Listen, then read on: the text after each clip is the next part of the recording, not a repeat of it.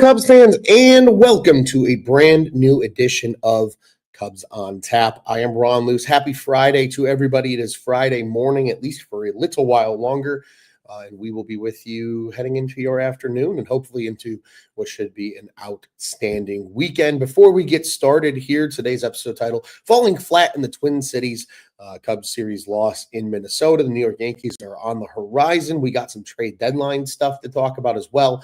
But before we get into all of that, as always, if you're watching along with us right now on YouTube Live, first off, we appreciate the hell out of you. Second off, we hope that you would like this video, subscribe to the On Tap Sportsnet YouTube channel, hit that little bell button as well, because that'll tell you when all of our shows go live, including us here at Cubs on Tap. Be sure if you're following along on Facebook, like the On Tap Sportsnet page. We'd also appreciate if you come and like our Cubs on Tap page over there as well. And of course, if you're following along on X, you probably already follow us, but if you don't, we'd certainly appreciate the love, and we appreciate you guys nonetheless. Coming to you again live on a Friday morning here to talk about a Cubs series loss. Nick and Tyler were live on Tuesday. They talked about that.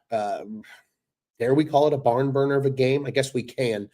So we'll keep the thoughts on that game to a minimum, but we'll highlight the Wednesday and Thursday performances, some milestones that have happened along the way, and of course, we'll get into the meat and potatoes of this thing. And everybody's worried about the trade deadline, especially with this Cubs team, who will absolutely be buyers. There is no question, like years past, whether they will be buyers or sellers. They are 100% buyers this year. It'll just be a matter of how heavy do they buy.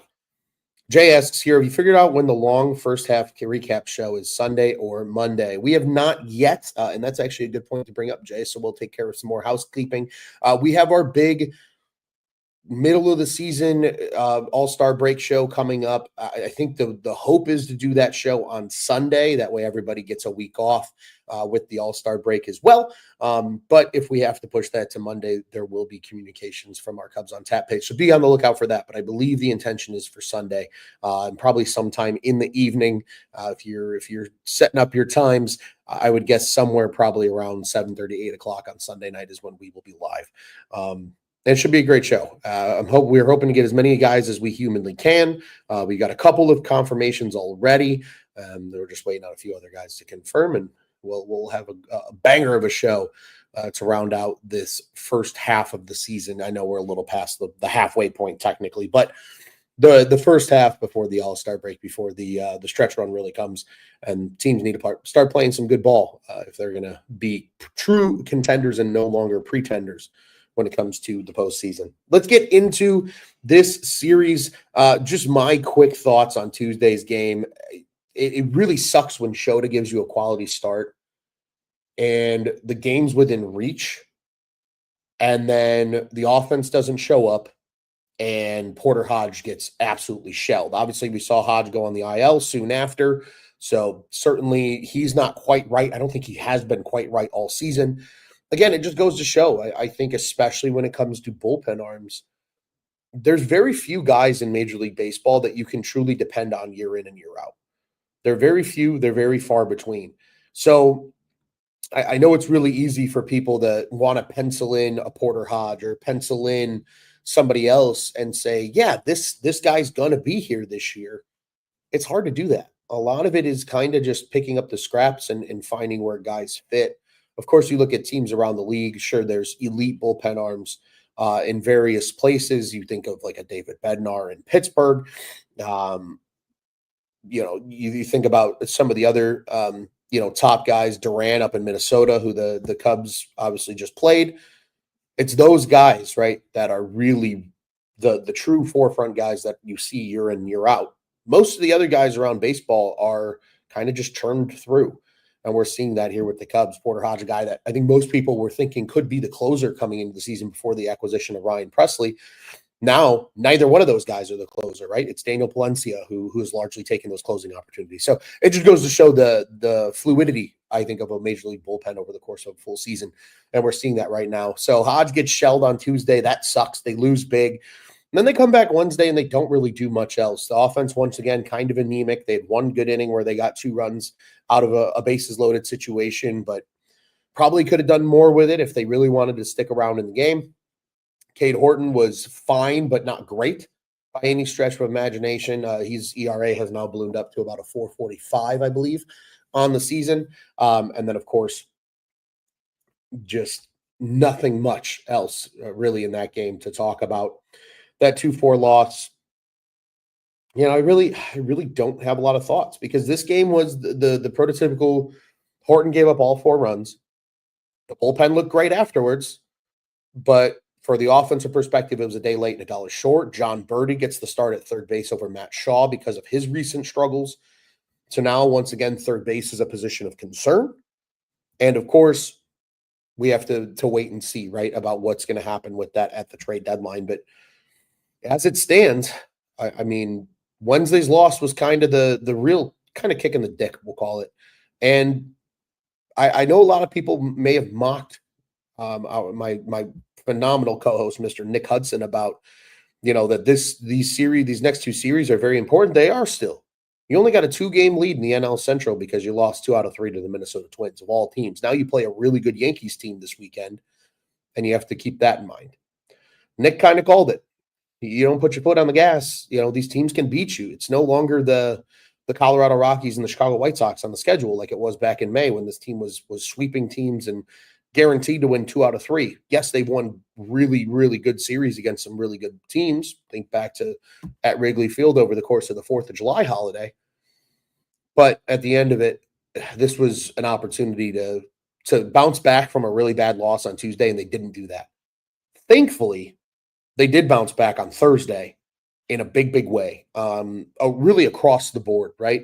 Brad Keller gets into the game, looks great late, as did Daniel Palencia. Colin Ray, 7 innings of just that 1-run ball. I mean, talk about his ascent of recent and how well he's pitched and the importance really of him being good because let's be honest, there's certainly an opportunity for Cade Horton to be sent back to Iowa if they're able to acquire 2 starters at the deadline. Of course, they absolutely need one, and we're seeing that right now, right?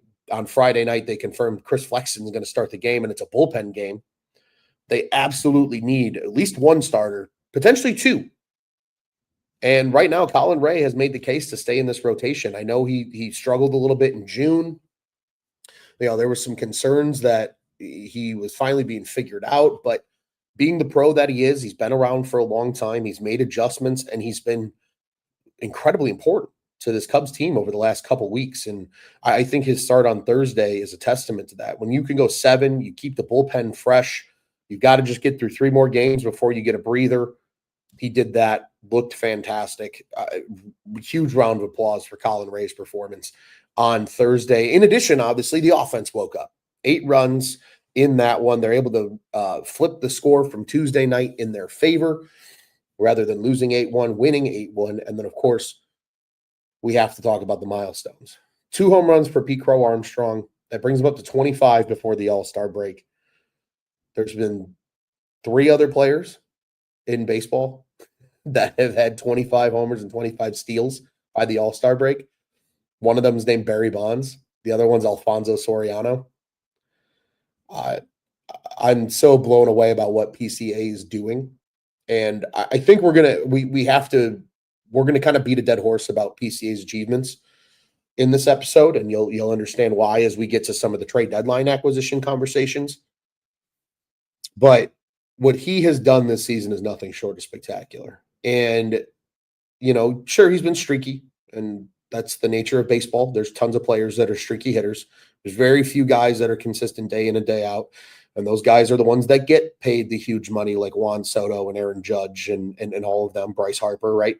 Those guys get paid a lot of money because they're consistent every day. But what PCA has been to this Cubs team, what he's done, going from the guy early in the season who they were sheltering in the 7 hole to now being an important cog in the middle of this lineup, nothing short of spectacular. And a huge, huge, huge acquisition when it's all said and done, obviously for the Cubs long term, but what he's done this year and what that can mean going forward. A couple comments here. This one from just a bit earlier from Jay. He says, I was correct about the IL move. That is what he assumed when it came to Porter Hodge. Yep, you nailed it. Obviously, Ethan Roberts was recalled for those that maybe didn't see that. And then Darren here in the comments, no way we could ask for more from what we've gotten from Boyd and Ray so far. I'm especially Matthew Boyd, man. I mean, that guy has been nothing short of spectacular. Obviously, we talked about it on Monday's show. Incredible in that Cardinals series, has absolutely earned his all-star berth. And again, Colin Ray, man, I know a lot of people dogged that signing, but he has just been he's been stable. And quite frankly, over the course of 162, sometimes that's all you need out of a starter when the injury bug and adversity stares you in the face, is a guy that can just go out there for you and is going to give you at least something close to a quality start more often than not.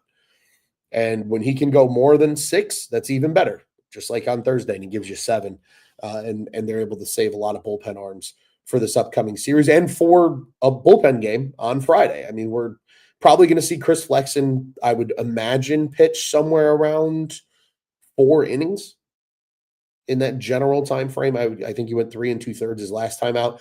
I would guess we probably see something similar this time around.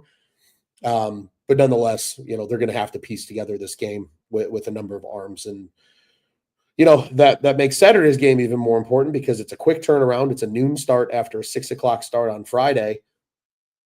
And obviously, you're going to need a lot out of your starting pitching then as a result of that. Trying to get it to load here. Yeah, they're going to really need Matthew Boyd to step up, especially against Max Fried. That's going to be a hell of a pitching matchup on Saturday. We'll talk a little more about that later. But, I think the rest of the lineup coming to life was huge too. Multiple hits games from, say, Suzuki had 3. PCA obviously had 3, 2 of those being those home runs. Dansby Swanson had 2 hits. Carson Kelly had 2 hits. Nico Horner had 2 hits. So the lineup was humming. Guys were getting on base. Guys were hitting, and that's the response you need at the end of a series. You lost 2 out of 3 already.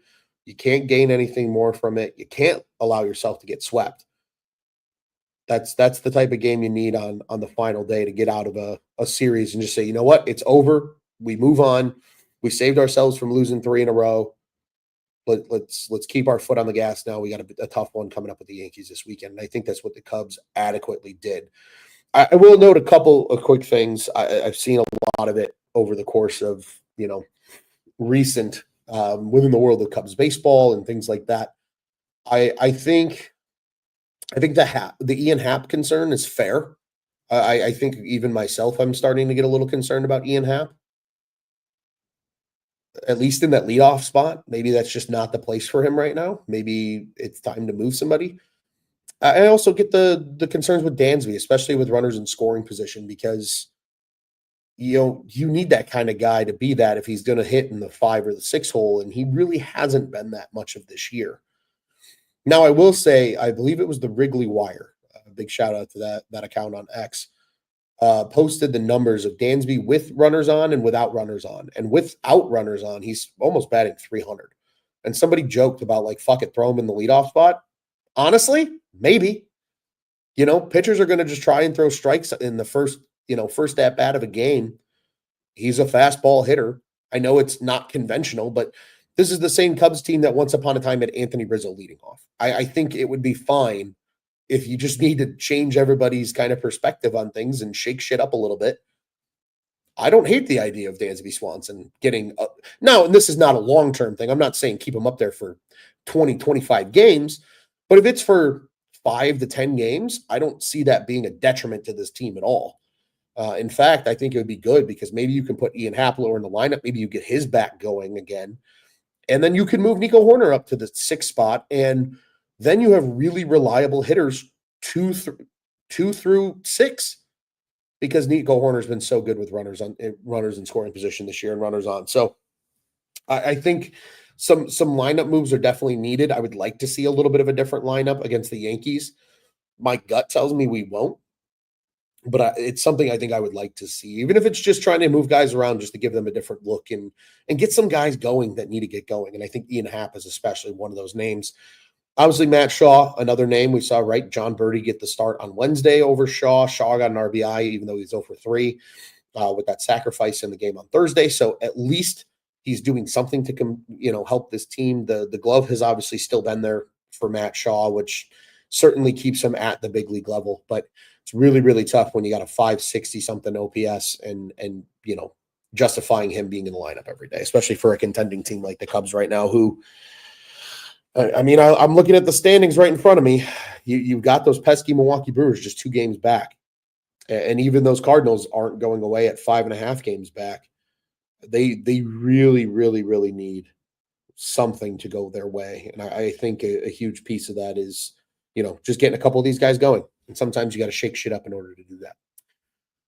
That is all for the Twin SmackDown.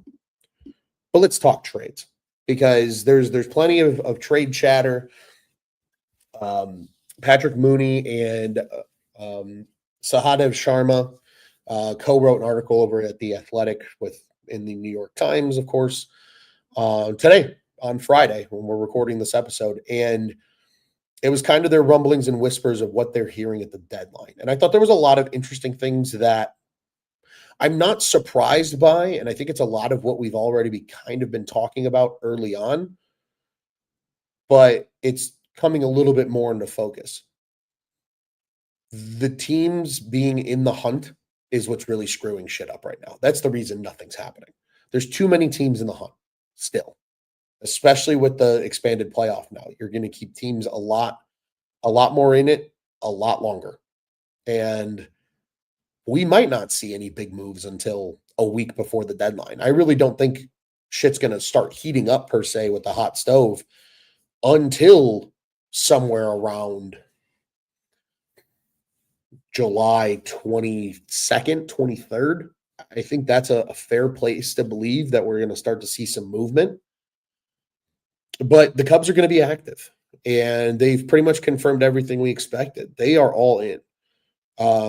Not that Pete Crow Armstrong can't continue to be a superstar, but when you have PCA on an MVP potential track, you got to capitalize on that. Because I hate to use him as an example, but in this case, we're going to use him as an example. Look at Chris Bryant. Chris Bryant had a great career as a Cub, but he had that one really electric season in his MVP year, and it won him a World Series because you're able to ride that kind of player to a championship. I think Jed Hoyer and company are looking at this season and thinking the same thing. They're saying we have Kyle Tucker, who is also probably in the MVP conversation. You have 2 MVP potential candidates on the same team. You've got players like Michael Busch who are hitting absolutely out of their minds right now. Michael Busch's OPS now up to like 934 on the season. And you also still have players like Nico Horner and Dansby, who's starting to come around a little bit more for his standards, and Carson Kelly, who's having an out-of-bounds season by his career standards offensively. They're doing a lot of things. There's a lot of opportunity here to really beef up and go at. And I think the thing that maybe scares some people, there's a lot of people that say, go for it. Trade every top prospect, go get what you need, and regroup and be done with it. I like that we're hearing that the Cubs are going to probably approach the trade deadline similarly to how they have in the years past, which is they'd rather target guys who have years of control rather than the guys who are just true rentals. I think you get your most bang for your buck that way, because those guys come to the team and they say, well, I'm under control for 3 more years, so this is my new home. Versus a guy who's like, well, shit, I'm just here to try and keep my stock high and help this team win a World Series, and then I'm off to free agency to go get paid. I think that helps from a culture standpoint, being able to bring in a guy and just say, hey, you're here for the next 2-3 years. We thought that was going to be the case with Isaac Paredes. Obviously, Cubs turned around and dealt him to Houston because you're able to get a crack at Kyle Tucker.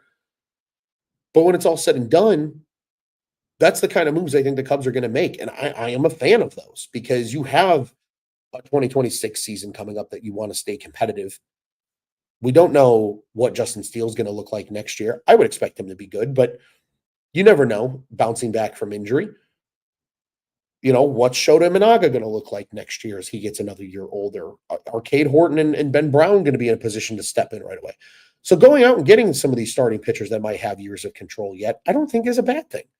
Worst case scenario, you have a loaded rotation, where instead of guys like Colin Ray and Cade Horton this year and Chris Flexen now because of the injuries, the injury to Jameson Tyone, you have maybe a Joe Ryan, or you maybe have a Mitch Keller, or you maybe have a Sandy Alcantara, whomever that is able to be here for a few years and be a part of that rotation for the foreseeable future, not just for the stretch run. So that was part of the article, but there's not really a lot of names out there quite yet, right? It's the Pittsburghs of the world. It's the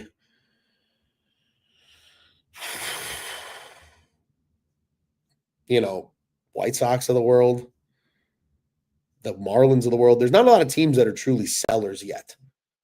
Those teams are going to start coming up soon. I would expect teams like the Diamondbacks, maybe not to be full sellers, but to at least sell pieces. I feel kind of the same way about a team like the Kansas City Royals, who have a few pieces where they're like, man, we can move you and get value for you, but we're still going to keep like our core in place. Seth Lugo, right, is a name that's come up a ton. And I wouldn't be shocked if the Cubs are eyeballing a guy like Lugo. It's going to be really interesting to see what they truly do. And again, we still probably have another week or so until we really start to feel who the sellers are and who the buyers are when it's all said and done. So it'll be really interesting. I'm going to pause on that thought here for a second because I do want to give some love, of course, to our comment section. Darren said here, this is from a little bit earlier. He says, I don't want PCA in the leadoff. You need him in the middle of the lineup. Those early homers to hopefully carry some RBIs with them. I agree wholeheartedly. I think that's why I think, I don't think Dansby being in the leadoff spot would be the craziest thing in the world. Darren says, I wonder what OBP is when no runners on base. Well, let's look it up together, shall we? Because I can find this pretty quickly. I know what I'm looking for. The Wrigley Wire. I probably should follow them because they put out good stuff, and I don't want to be a content sniper. Here we go. Dansby Swanson with runners in scoring position this season is pretty putrid. He has a 14 WRC plus. Woof. And this is, again, courtesy of the Wrigley Wire at the Wrigley Wire on X. He's slashing 146, 208, 213. Gross, and even more gross. But with the bases empty, and this is why it sounds ridiculous, but hear me out. With the bases empty this season, he's slashing 297, 335, 509 with a 364 weighted on base or a WOBA and a 137 WRC plus.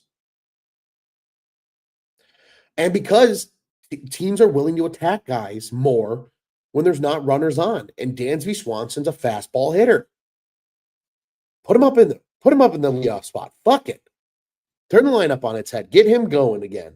Get Ian Happ going because you can drop him to that elusive 7 spot where you had PCA earlier in the season, and you can kind of coddle him a little bit there for now while he figures some shit out.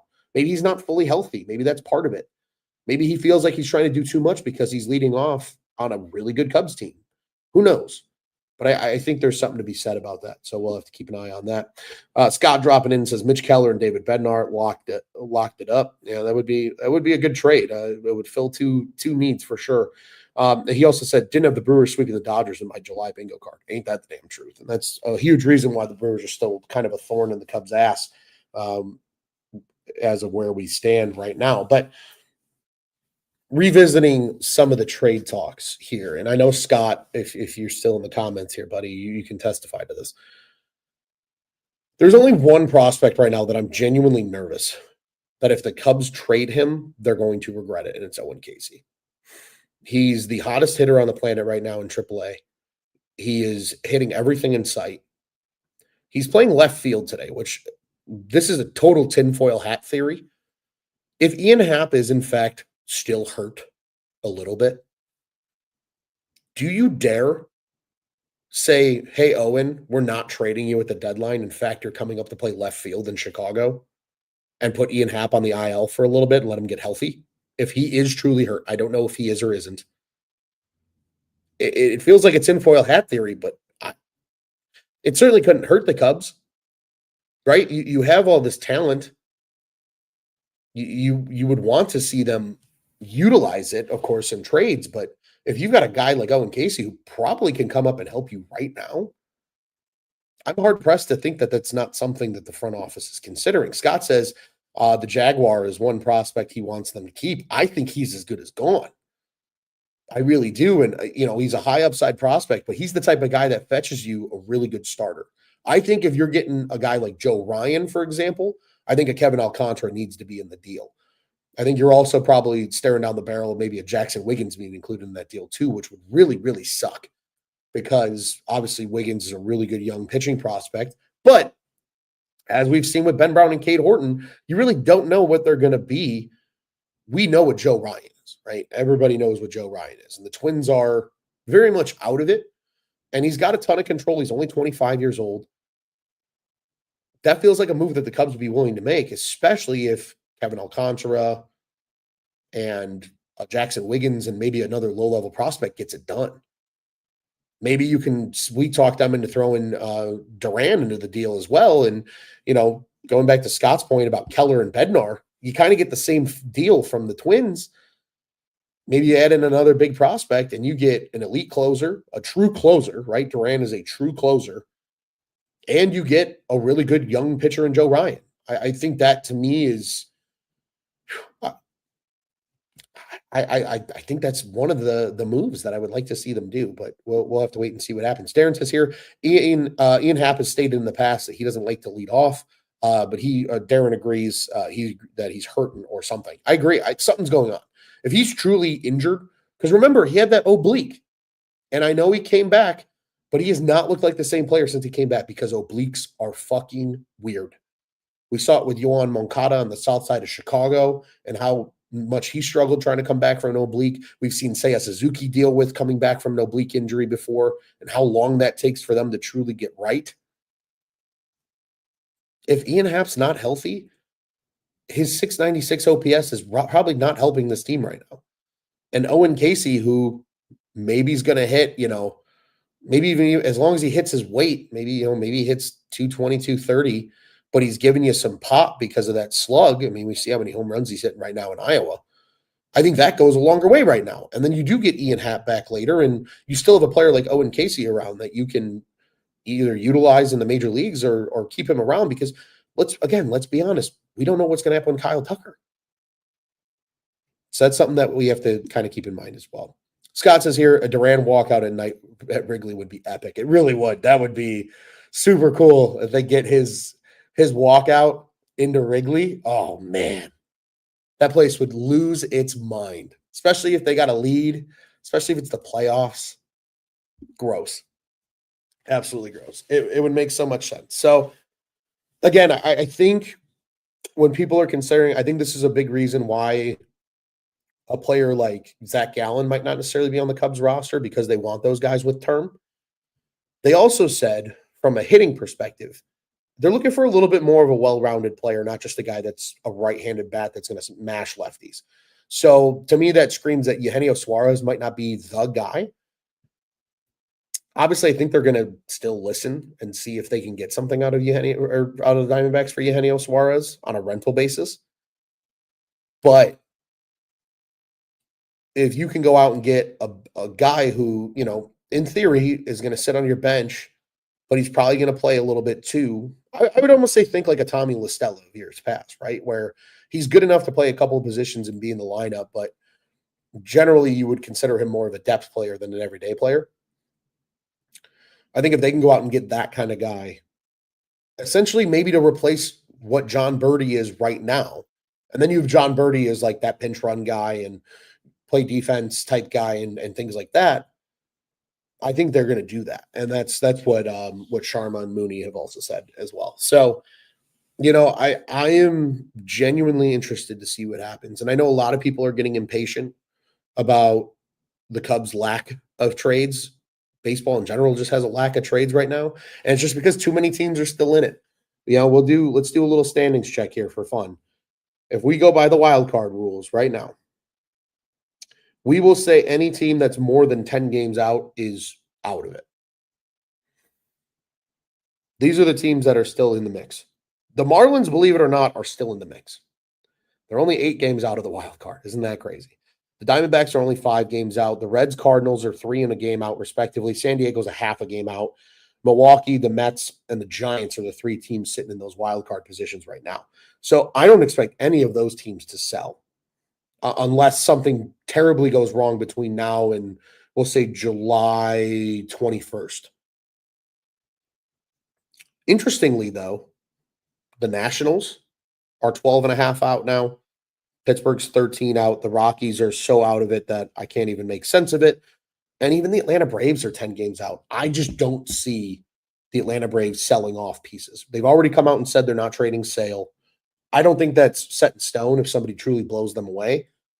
But that's the type of team that's built for, hey, we just need to get healthy, right? You didn't have Ronald Acuna all year. You know, you've had some tough goes from some other guys, a couple other injuries in your rotation. You lost Max Fried, so you're still kind of trying to figure out where he comes in and how you replace him. You still have Chris Sale, of course. Spencer Strider is not quite himself yet. That to me is the team that's punting on the season, but isn't going to just sit there and be like, we're selling everything. Maybe they sell one or two guys to try and beef up their prospect pool, or maybe they try to make a deal with, major league for major league talent. I just don't see them being true sellers. So if you take Atlanta out of it, there's really only three teams in the NL right now that I would consider true sellers. And then on the flip side, we know the teams that are all in it right now. I mean, how about Toronto and their meteoric rise of recent? They've pushed the Yankees out of first place in the AL East. But you got the Tigers, the Astros, and the how about the Astros, huh? Get rid of Kyle Tucker and you're still the top team in the West. And the Blue Jays leading those divisions. You've got Boston, Tampa, and New York, all three AL East teams in the wild card right now. Seattle's a game out. Kansas City's 3.5 out. Texas is 3.5 out. And then you've got the Angels and Twins are both 4 out, and the Guardians are 5 out. I mean, even the really bad Baltimore Orioles are 6.5 out. And then you've got the Athletics and the White Sox who are 11 and 18 out. So, again, there still is a little more shuffling that needs to happen, I think, for teams to truly become sellers. And I think we're getting closer. Like, I think teams like the Guardians and the Twins and the Angels will sell. I think the Baltimore Orioles will sell. I think you could see teams like Texas and Kansas City soft sell and still give themselves a chance. And then on the NL side, I think, pretty much, I think Arizona's your soft sell team. Atlanta's probably a soft sell team. And then I would expect Miami, Washington, Pittsburgh, and Colorado to be the teams that are truly trying to sell. So there might just not be a lot of opportunity for the Cubs. And they're going to have to get creative. They're going to have to really get creative. I will say I do agree with a number of content creators out there. People do believe somebody's getting traded at this deadline that nobody's expecting.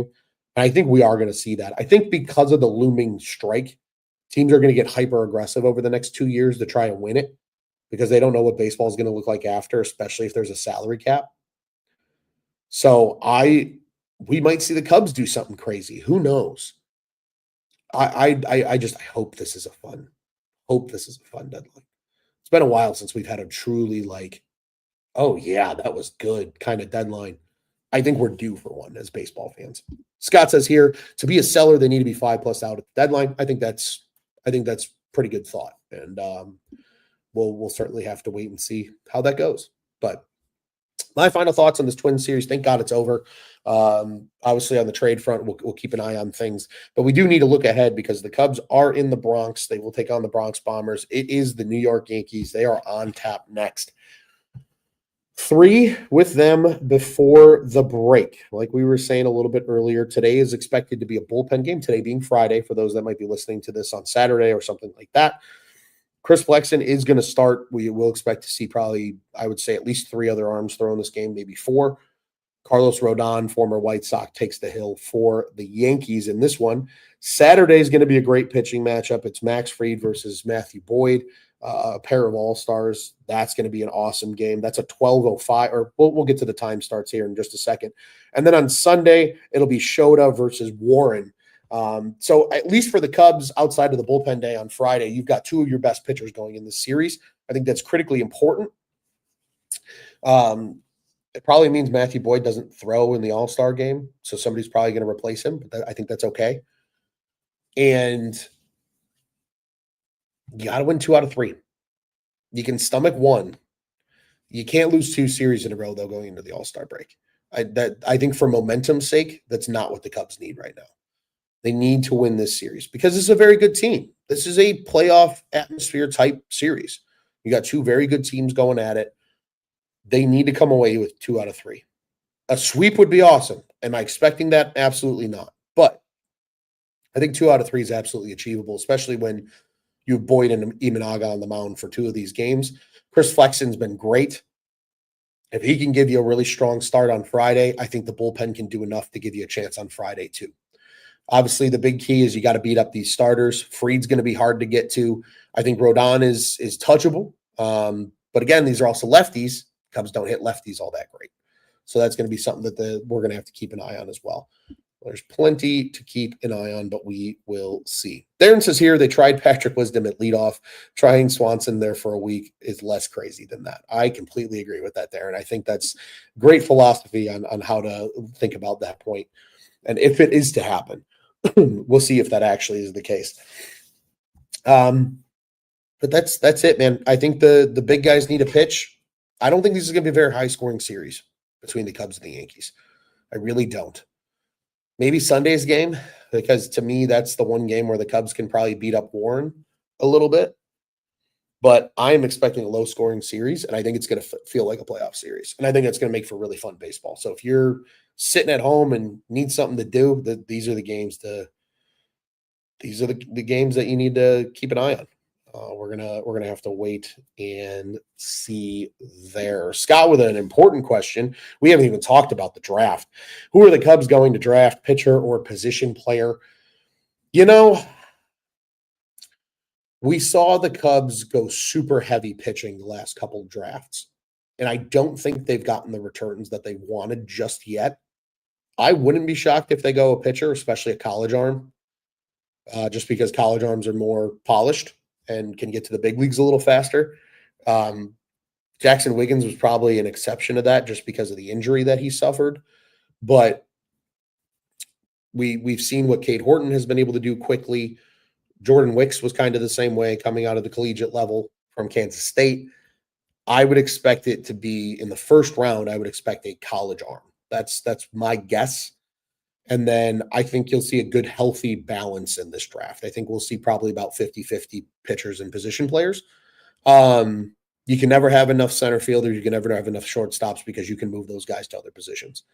Maybe even a catcher in the middle to late rounds if it works out. I admittedly am not an MLB draft guy. I don't know anything about this crop of prospects. I usually am not that kind of way. My sweet spot is typically the NHL draft and the NFL draft, and probably more so the NFL draft than anything else. But that's my guess, Scott, and we'll use that as a final thought as well. I think a college pitcher is going to be the first round pick for the Cubs, and we'll see if we're right on that front. I wouldn't be shocked if it's a position player, though. Genuinely, I wouldn't. The last 2 years, they went position player in the first round. Matt Shaw, and then obviously Cam Smith, who has done great with the Astros, of course. So I think those are two, I think we could see them go position player as well. Again, they'll be picking, I think 17 this year. So kind of in that same realm of where they've been the last couple of years. We'll see. That'll be interesting. But the MLB draft coming up very, very quickly, as a matter of fact. I think that's actually this weekend, if I remember correctly. Give me a day. Yes, tomorrow or Saturday, no, Sunday and Monday, sorry, is when the MLB draft will be. So Sunday night, so we'll probably actually be able to talk about the Cubs first round pick on our All-Star break show, and then the coverage will start on Monday morning, and it'll be the rest of the draft. So be on a lookout for that as well. I would expect a lot of content to come out of Cubs on Tap, as it always does, about the MLB draft. So Sunday and Monday is when the draft is. And as Scott asked, who are the Cubs going to draft, pitcher or position player? I think this is a great question. So if you are watching along on YouTube, drop it in the comments. If you're listening on a podcast, head over to Cubs on Tap on either X or on YouTube, or on Tap Sports on YouTube. Come back to this video and drop a comment. Let us know, do you think it's going to be a pitcher or position player? I think it's going to be a pitcher. I'm going to stand on that. I think it's going to be a college pitcher. Is where the Cubs go at 17 in the first round. Well, ladies and gentlemen, that does it. Again, just quickly, the Cubs are in action for 3 more against the Yankees. We will be back following that Yankees series for our big All-Star break show. We'll talk a little bit about the Yankees series, and then we'll focus more on kind of the Cubs as a whole and where things stand. Ideally, we'll get the chance to chat on their first round pick on Sunday if we have the show as we expect it to be. That'll be a lot of fun as well, talking a little bit about whoever the newest prospect is for the Chicago Cubs when it's all said and done. 6:05, I believe, is the start time for Friday's game. Let me double confirm myself here just real quick. Yes, 6:05 Central Time on Friday night, Yankees and Cubs. Saturday is a 12:05 start time, so that's an early one. Be on the lookout for that. You'll be eating your lunch as the Cubs are getting underway in the Bronx. And then on Sunday, it is a 12:35 Central Time start, as it is effectively getaway day for everybody with the All-Star game. Some guys will be flying down to Atlanta, obviously, for the All-Star festivities. Everybody else will either be going home for the week or going maybe on a nice vacation somewhere. We'll have to wait and see how that goes for those guys. And the Cubs will be back at Wrigley, which is always nice coming out of the break. 6 games at Wrigley Field. The first 3 are against the Boston Red Sox, a Friday 1:20 game, a Saturday night game. They always play that game as Saturday night baseball. I don't know why. And then Sunday, of course, a 1:20 start. And the Cubs will have 3 with the Kansas City Royals as well, Monday through Wednesday of the following week. I'd be lying to you if I said I didn't want to try and get out to one of those Cubs games, but we'll see what happens. Neither here nor there. Twin Series is in the rear view. Got to take care of business in the Bronx before the All-Star break. Next time you hear from us will be our big All-Star break show, and then we will be on hiatus for a full week and then return to you after that Boston Red Sox series concludes at Wrigley Field. As always, Cubs on Tap, 1 or 2 shows here at the On Tap Sports Network covering your Chicago Cubs. Give our love to our friends over at the Dingers podcast. Mitch was out in Minnesota actually with his 2 sons. Awesome stuff, just the boys at the ballpark. Got to see a Cubs win as well on Thursday. So big shout out to Mitch and the Dingers guys at Dinger Cubs on the socials is where you can find them. Be sure to follow us as well at Cubbies on Tap on the socials. As you guys know where to find us, I am at Loose on Tap. All the other guys can be found if you listen on podcast. In the podcast descriptions is where you can find all the other guys' tags and be sure to follow along with them as well. And not only just Cubs, Bulls, Bears, Blackhawks, the whole 9, everything's in full swing. Blackhawks and Bulls are starting to stare down the barrel of pretty much preseason at this point. The off seasons for those 2 teams are largely over. There's still some stuff that's probably going to happen between now and then, but the big rush of the draft and free agency opening has already come and gone. And for the Bears, end of this month, training camp's going to open, and a lot of excitement on the 2025 team, and there will be a lot of good stuff coming over from Bears on Tap. So if you're a Bears fan, be sure to check that out as well. One of the many shows you can hear my ridiculous voice on in addition. And then, of course, Cubs fans, you have friends that like the Southsiders. So do we. Send your friends to our friends. They can all go be friends over at Sox on Tap. OnTapSportsNet.com and at OnTapSportsNet on the socials. On Tap Sports Network, go ahead and check out what's on tap in Chicago sports. It's been fun. I appreciate Scott, Darren, Jay, you guys all jumping in the comment section and helping move this show along. Appreciate everybody else that has tuned in and listened. I know it's a Friday morning, now afternoon. Happy Friday afternoon to everybody. Hopefully everybody has a great weekend. Hopefully the Cubs get a series win in the Bronx. And hopefully everybody's in good spirits when we check in before the All-Star game with our next show. And then we'll take some well-needed time off as well and breathe a little bit here during All-Star break before returning to action after the Red Sox series. That is all from me. I'm Ron Luce. Until next time, we appreciate you guys. And as always, FTFC and let's go Cubbies.